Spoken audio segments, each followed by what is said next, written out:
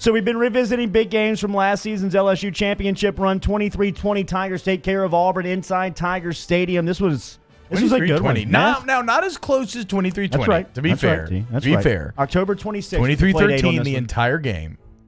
Joey B goes for 321 and a score. He ran for another 47. The play that I remember from this one is one of the scrambles, actually early on, where Burrow flushed out of the pocket. LSU's offense really couldn't get going up to that point.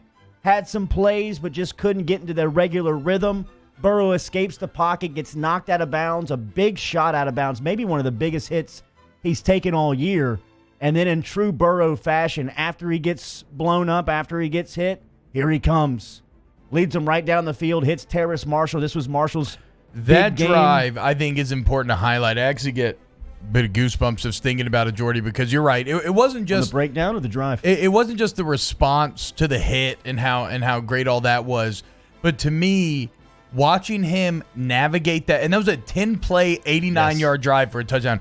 Watching him navigate the pocket as he is consistently pressured, but perfectly avoiding guys, setting up his own lineman, keeping his eyes downfield. Like, that was a moment where I was like, okay, this guy's not just good, he's unbelievable. Like, this is a top NFL prospect we're seeing right here. Huge day for Clyde Edwards-Helaire, rushed for 136 and a score. This was the day where Derek Brown and those bigs up front were playing that weird look, right? That what was it? It was a 3-1-7. 3-1-7 look. Three down linemen, one linebacker, and 7 DBs, which with this Auburn defense, Georgia tried it, and they didn't have the horses to do it. They don't have the D linemen. But with Derek Brown and Marlon Davidson and Big Cat and that Auburn defensive line, like, they were the team that was best suited to do this. And honestly, me and Brody talked about this on the Hold That podcast, which is on The Athletic now. You go check it out.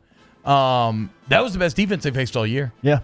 I mean, maybe not, you could say like overall, whatever, but in terms of matchup, that was the best defense, and I think the stats and the scoreboard reflect that. I mean, holding that LSU team to 23, it's crazy. And I will say that LSU's defense played well, even though Bo Nix struggled that day from an offensive standpoint. LSU's defense, I thought, played well in a defensive back-and-forth game. If you remember, this game had a combined 27 penalties for 226. This was LSU's probably most undisciplined game of the season, but a game that they won at home 23-20, and as T-Bob said, in their stiffest defensive challenge, Burrow and the crew put up the numbers, move on, stay undefeated, get the conference win in a really good atmosphere too, in a home day atmosphere at a 2:30 kickoff where the track was a little sloppy, it was a little wet, but LSU was able to take care of business on this one, 23-20, as Bo Nix, the freshman quarterback for Auburn that day, was held 15 of 35. He threw it 35 times, only completed 15 passes for 157 yards, and did have a late touchdown to Seth Williams. And credit to Auburn, because one thing that they did great this game,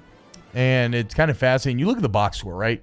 LSU outgains them 508 to 287. They get 30 first downs to 16. They average 3 more yards per play. Like, it just, they have the ball for 7 more minutes. This game should not have been close. What Auburn did very well, they played great situational football. Mm-hmm. They turned a lot of, like, when they had to have it, they got it. If it was on the goal line, they turned a lot of 2nd and 1s into awkward 3rd and 1s, into more awkward 4th and 1s. It was a really good job of that Auburn defense. This was the first time that, and this became a little bit of a routine. We saw this a couple of times throughout the season where you saw these defensive minds with these defensive talent and an Auburn team with Kevin Steele, who is a well-respected defensive coordinator, change everything that they've done up until that point in trying to confuse, stop, or just get in the way of Burrow, Brady, Ensminger, and the LSU offense. This was the first time we saw that. We remember down the line, Nick Saban changed a lot of the things that they were doing on defense when LSU pulled into Tuscaloosa a couple of weeks later. Todd Grantham in Florida changed some things up. But that was actually a little bit before LSU, but before Auburn. We saw Brent Venables do it. We saw Kirby Smart do it. Everybody tried to change their identity to find something new to throw at Burrow, this LSU offense, to try to confuse him. And as Burrow did all season long, he continued to pass the test. And I think we'll talk to Dan Burrow here in about 3 minutes. And Ogeron told the great story of the Auburn game the year before where Dan met his fiance. But I think was that the Auburn game? It was at the Auburn nice. game. But I think the 2020 edition or the 2019 of the LSU Auburn game is one of Joe's most prideful moments in the ability to get past that defense, a little knocked off of their rhythm of where they've been throughout the season, but getting a big win, right, with the 23-20. We'll talk to Dan Burrow coming up here. Shout out to, you mentioned it, but too, shout out to Clyde. Because, I mean, what was it 175 in the second half or 130 or something? All I know is after the first half, LSU said, look, man, there's only 3 down linemen. We got to be able to run the ball. And they did, and that was the key to winning this game. 136 and a score for LSU, Clyde, on the day. But like T said, he did have a huge second half.